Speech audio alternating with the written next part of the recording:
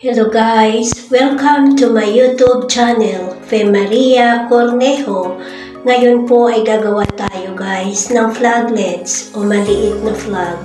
Ano po yung mga kailangang material sa paggawa nito? Colored paper, barbecue stick, scissor o gunting at double-sided tape ang gagamitin ko ngayon guys. So una, tupiin po ito. Gagawin natin square muna. Tutupiin natin. Tapos, yung sobrang sa gilid guys ay tutupiin muna natin at gugupitin ito.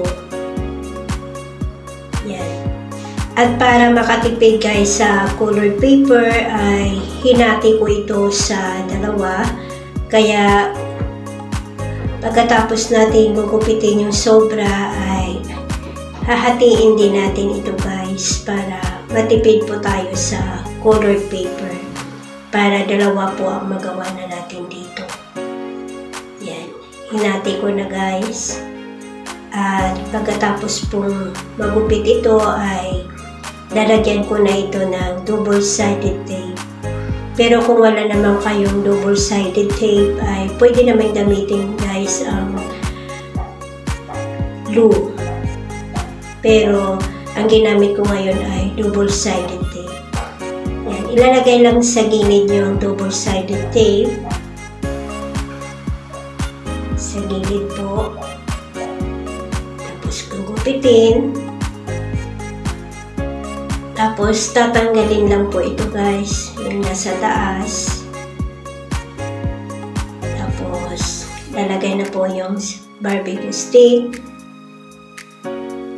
At tutupiin.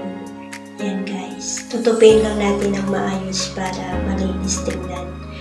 O, diba guys? Nakatipid po tayo. Yan. Dalawa na pong flaglets sa magawa natin sa isang colored paper. O, diba guys? Yan lang po kasimple ang gumawa nito.